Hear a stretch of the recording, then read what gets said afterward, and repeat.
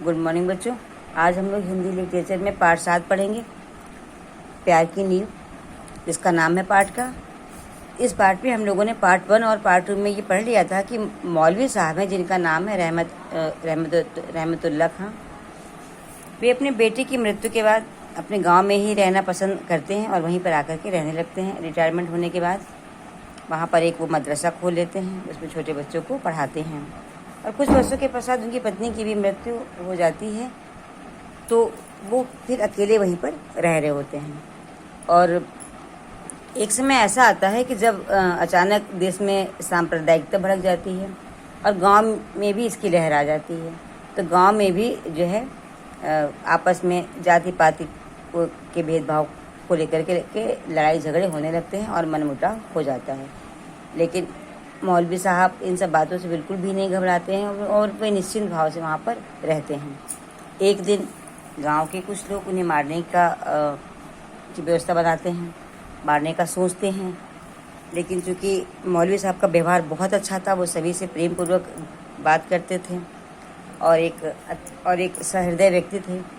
बच्चों को पढ़ाते भी थे, बच्चों से बहुत प्यार करते थे। किसी भी तरह के जाति पात का भेदभाव उनके मन में नहीं था। इस बात को लोग जानते थे, लेकिन फिर भी सांप्रदायिकता के दंगे में उन्हें लोगों ने मारने की सोचा। उसी में एक व्यक्ति ने आकर इनको उस रात बताया कि आप आज यहाँ से हट जाइए, क्योंकि आपको मारने का लोग सोच रहे हैं।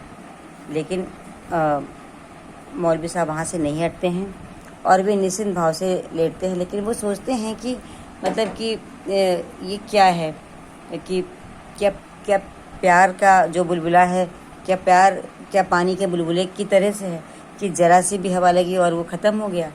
यानी कि वो मतलब सोचते हैं कि जीवन भर जो लोग अच्छे से प्रेम से मोहब्बत से रहे, तो क्या इन अफवाहों से या छोटी मोटी बातों से वो सब ख़त्म हो गया। इन सब बातों को वो सोचते हैं और रात को वो जो है मोहम्मद साहब की एक जीवनी पढ़ने लगते हैं। तो अभी वो जगे थे कि इतने में दरवाजे पर हल्का सा खटका हुआ। वे चुपचाप लेटे रहे, आहट होकर के शांत हो गई। लेकिन 2 मिनट के बाद ही वे देखते क्या हैं कि धीरे धीरे दरवाज़ा खुला और एक के बाद एक 3 लोग भीतर आए। चांदनी की रोशनी में मौलवी साहब को पहचानते देर नहीं लगी कि आगे गिरधारी है और वह धीरे धीरे कदम बढ़ाता हुआ चारपाई की ओर चला आ रहा था। उस समय चांदनी रात थी, यानी उजाली रात थी। तो उसमें उन्होंने वो जो 3 व्यक्ति आए, उसमें जो पहला व्यक्ति आगे आ रहा था उसका नाम था गिरधारी। तो उसको मौलवी साहब ने पहचान लिया कि ये तो गिरधारी है और धीरे धीरे कदम बढ़ा करके चारपाई की ओर आ रहा था। मौलवी साहब ये सब देख रहे थे, लेकिन वो ज्यों के त्यों लेटे रहे, कुछ बोले नहीं। गिरधारी चारपाई से कोई 2 गज की दूरी पर रुका। उसने इधर उधर आगे पीछे चौकन्ना होकर के देखा और अपने साथी को इशारा किया। इशारा पाते ही साथी ने उसे कोई चीज़ दी। गिरधारी एक कदम और आगे बढ़ा। मौलवी साहब ने देखा कि उसके दोनों साथियों में एक पंचम और दूसरा लीला है। इन तीनों को उन्होंने पढ़ाया था। ये जो 3 व्यक्ति आए थे, इसमें गिरधारी था, पंचम था और लीला। इन तीनों व्यक्तियों को मौलवी साहब ने पढ़ाया होता है।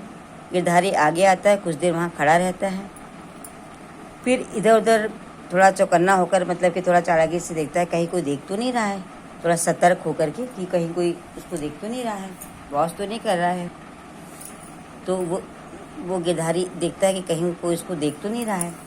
फिर अपने साथी को इशारा करता है और वो उसको कोई चीज़ देता है। इन सब घटनाओं को मौलवी साहब लेटे देख रहे होते हैं, लेकिन वो कुछ कहते नहीं हैं। और उन्होंने उन तीनों को पहचान लिया कि एक साथी पंचम है और दूसरा लीला है। इन तीनों को मौलवी जी ने पढ़ाया था। गिरधारी देर तक वहीं पर खड़ा रहा। गिरधारी जो था वो उनकी चारपाई के पास बहुत देर तक खड़ा था। वह ना तो आगे बढ़ता था ना पीछे हटता था, वहीं पर चुपचाप मूर्ति की भांति खड़ा था। मतलब ना इधर जा रहा था ना उधर जा रहा था, चुपचाप वहाँ पर खड़ा था। और मौलवी साहब इन सब बातों को देख रहे थे। तो उसे इस अवस्था में मौलवी साहब देर तक ना देख सके। इतनी देर तक वहाँ पर वो खड़ा था, ना आगे बढ़ रहा था ना पीछे जा रहा था। और मौलवी साहब बहुत देर से ये सब देख रहे थे। तो बहुत देर तक वो नहीं देख सके और बीच में बोल पड़े बेटा गिरधारी, क्या सोच रहे हो, आगे क्यों नहीं बढ़ते? वे उससे बोले कि क्या सोच रहे हो, आगे क्यों नहीं बढ़ते? अब गिरधारी को तो काटो खून नहीं। मौलवी साहब उठकर बैठ गए। अब गिरधारी ने देखा, अरे मतलब ये जाग रहे हैं और इस सारी घटना को देख रहे हैं, तो एकदम से वो घबरा गया। फिर उसी बीच मौलवी साहब उठ कर के बैठ गए। बोले, बेटा आते क्यों नहीं, जो तुम्हें करना है कर लो, मैं तुम्हें रोकूं या कुछ भी कहूं तो अल्लाह मुझे दोज़ख में भी जगह ना दे। वे कहते हैं कि जो तुम जिस मनसा से और जो तुम करने यहाँ आए हो, क्योंकि मौलवी साहब को पहले से इस बात का पता था कि वो उनको मारने के लिए आए हैं, तो इसी पर वो कहते हैं कि जो चाहो तुम करना आए हो वो कर लो, यानी मुझे मारने ही आए हो तो मुझे मार लो। और कहते हैं वे मौलवी साहब कि मैं तुम्हें बीच में नहीं रोकूंगा, अगर रोकूं तो अल्लाह मुझे दोज़ख में भी जगह ना दे। दोज़ख बच्चों कहते हैं नर्क को, तो वही उन्होंने कहा कि अल्लाह मुझे नर्क में भी जगह ना दे। और पंचम और लीला, तुम लोग इतने दूर क्यों खड़े हो? पंचम और लीला जो कि थोड़ा सा पीछे खड़े थे, तो उनसे वो कहते हैं कि तुम लोग इतना दूर क्यों खड़े हो भाई, आगे आओ बेटा और गिरधारी की मदद करो। कहते हैं आगे आओ और गिरधारी जो कर रहा है उसके काम में उसकी मदद करो। अब गिरधारी और उसके दोनों जो साथी थे वे सन खड़े थे। अब गिरधारी और उसके साथी एकदम मतलब सन हो गए कि मतलब अरे अब तो सारी घटना को ये देख रहे हैं, समझ रहे हैं। और मौलवी साहब ने उन लोगों को पढ़ाया था और बहुत ही, और बचपन में उन्हें खिलाया था, और अच्छा उनका इतना अच्छा व्यवहार था कि इस तरह से उनके सामने उनको मारना इन लोगों के लिए आसान काम नहीं था। गिरधारी सोचता था धरती फट जाए तो वह उसके नीचे दब जाए। हाय राम, उसने क्या किया? अपने मौलवी साहब का अनर्थ करने की बात सोचने से पहले वह मर क्यों नहीं गया?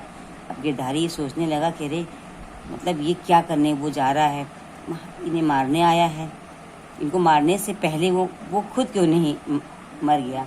यानी अब उन लोगों को अपनी इस गलती का पछतावा हो रहा था कि वो लोग ऐसा करने क्यों आए।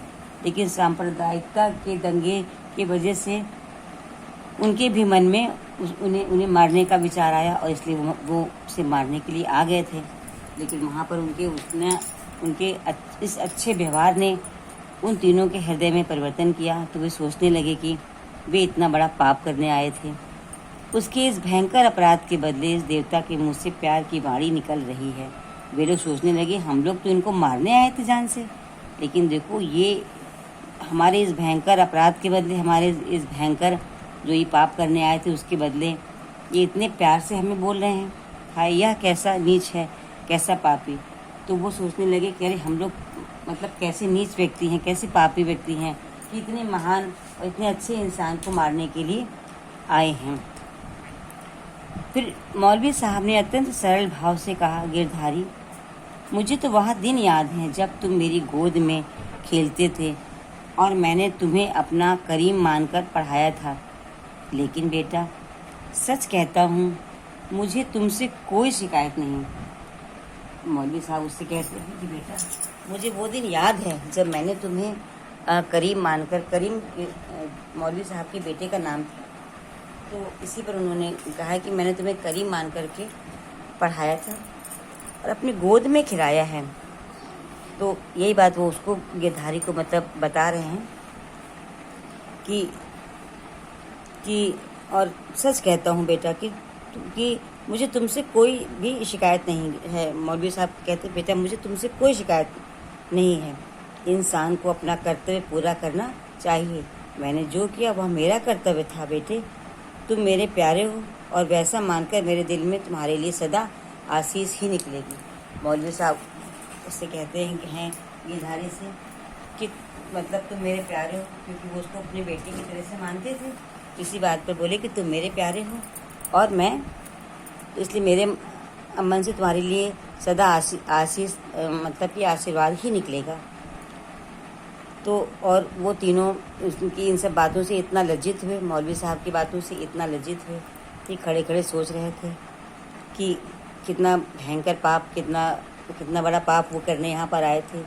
दूध सी चांदनी में मौलवी साहब का चेहरा चमक उठा, मानो कोई फरिश्ता बैठा हो। गिरधारी ने हाथ की चीज़ उठाकर एक ओर फेंक दी और आगे बढ़कर के मौलवी साहब के पैरों के पास बैठ गया। पंचम और लीला चारपाई के पास आकर के बैठ गए। मौलवी साहब ने उन दोनों की पीठ थपथपाई और देखा कि चरणों के पास बैठा गिरधारी बार बार अपनी आंखें पोंछ रहा है। मौलवी साहब को मारने तो आए थे ये तीनों, लेकिन मौलवी साहब की बातों से, मौलवी साहब के व्यवहार से उनका हृदय परिवर्तन हो गया और वे अपनी उस जिस हथियार से मारने आए थे उसको फेंक करके उनके चारपाई के पास बैठ गए। और गिरधारी जो कि उनको मारने जा रहा था वो रोने लगा और बार बार अपने आंसू को पोंछ रहा था। तो बच्चों इस पाठ के माध्यम से